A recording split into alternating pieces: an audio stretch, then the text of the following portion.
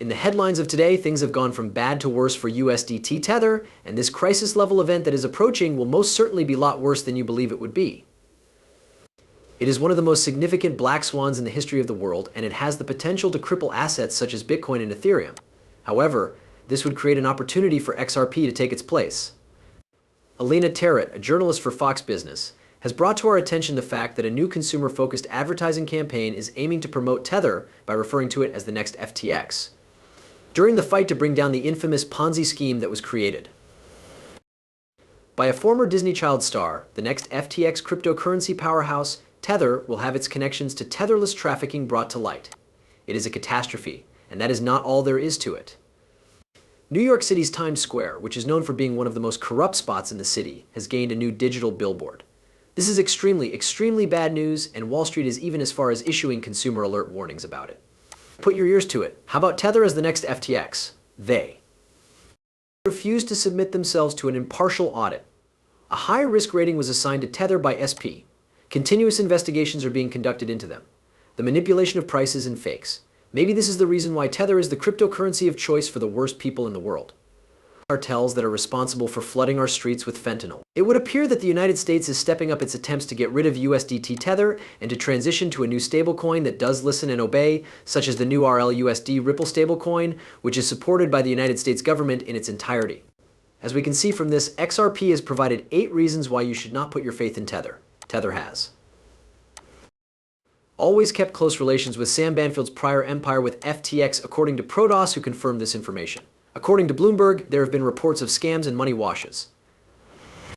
The Wall Street Journal reports on Russia and sanctions, Hamas and North Korea, bank fraud, Vladimir Putin's war machine, and financing for terrorist organizations.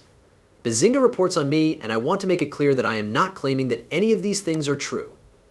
However, what I am highlighting to you is how serious the United States is about dragging Tether's name through the dirt, ruining whatever credibility they had previously, and destroying them in order to cause the next FTX collapse, which is a black swan event.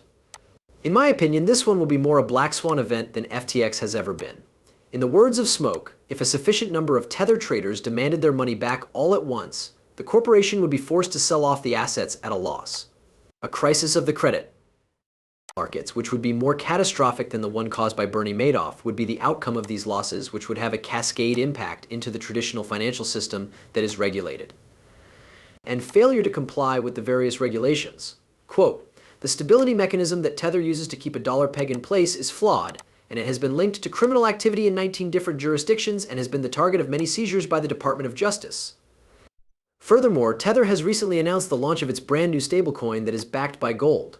To paraphrase what Smoke said, the gold-backed stablecoin that Tether will at best be somewhat supported, in the event that it ever comes to fruition. Because Tether presently possesses only a small amount of precious metals such as gold in its reserves, and even then, it is not exactly known how much of Tether's 5% precious metals reserve is even gold, which means that Tether is simply far too risky, which is the reason why the United States is maintaining such a hostile attitude towards USDT at the moment. On the other hand, why is it the case? In the event that USDT turns out to be a Ponzi scam, this might be a more significant black swan than FTX. The reason for this is that Tether is involved in 50% of all Bitcoin and Ethereum trades. Rather than being an opinion, that is a fact. Accordingly, Bitcoin and Ethereum, the two most prominent cryptocurrencies, are both in a great deal of trouble in the event that Tether fails to function properly. Perhaps, however, the reason why MiCA stablecoin regulations do not support Bitcoin, Ethereum, or USDT is because the regulations are in fact a scheme devised by the global elites to destroy what they are unable to control and to reclaim all of the control for themselves. There are already 2 approaching dates for the regulations that will govern the MiCA stablecoin, which are known as crypto regulations for the EU. It has already been established that these regulations have the potential to serve as the basis for the regulations and policies that govern the rest of the globe with regard to cryptocurrency. Stablecoin requirements are scheduled to take into effect on June 30th, which is only 11 days away at this point, and on December 30th, which is the last day of this year, when the remaining MiCA regulations will also go into effect. And now exchanges all over the world are beginning to make the transition in order to remain compliant with these new regulations. I actually addressed this topic in a previous video, and it is now the case that funds worth 1 billion euros are being rolled out as we speak, or are about to be rolled out. Given that numerous exchanges, ranging from Binance to Coinbase and all the way down to OKX, continue to host assets that do not comply with the MiCA regulations, like as Tether on their platform. Based on the information provided by the Digital Pound Foundation, it is clear that Uphold has informed its European clients that it will no longer provide support for 6 stablecoins in the beginning of July. Users are required to convert their stablecoins by the 28th of June, which is only 9 days away from today. After that date, the stablecoins will be automatically changed to USDC Circle. This is in accordance with the regulations that govern MiCA stablecoins when it comes to the movement of large sums of money, institutional funds, and trillions of dollars across the new financial system. Stablecoins are going to play a crucial role. Moreover, Paul Barron has provided us with some insight on the relevance of this matter, which we may hear here. Put your ears to it. Both the markets and the crypto assets, which is what it really stands for, will be subject to the provisions that are already in place for stablecoins. I'd like to take a moment to elaborate on that for you guys. Markets and crypto assets are what the MiCA clauses refer to. This will, in essence, make it possible for stablecoins to enter into force on June 30th.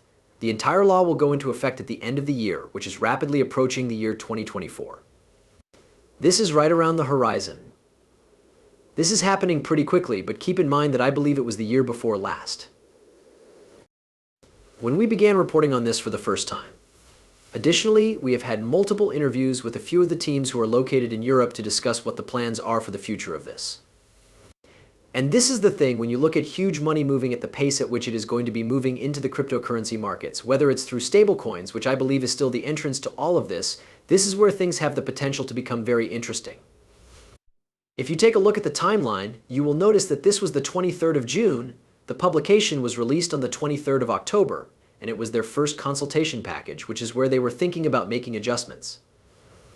The entry into application on Titles 3 and 4 is going to be completed on June 24th, and of course it will be completed at the end of the month. This is going to happen pretty quickly, and a lot more organizations, including a lot of asset managers, are going to be involved in it. Right now we are a long way down the pipeline in terms of reaching the December target, but we are also just getting begun. For this reason, I believe that we are going to start looking at what is occurring in the EU as a whole. It is for this reason that the collapse of USDT, which could result in the crippling of Bitcoin and Ethereum, may result in XRP replacing all of these cryptocurrencies thanks to their new RLUSD and their collaborations. To begin, we might take a look at an example that was provided by Edward Farina.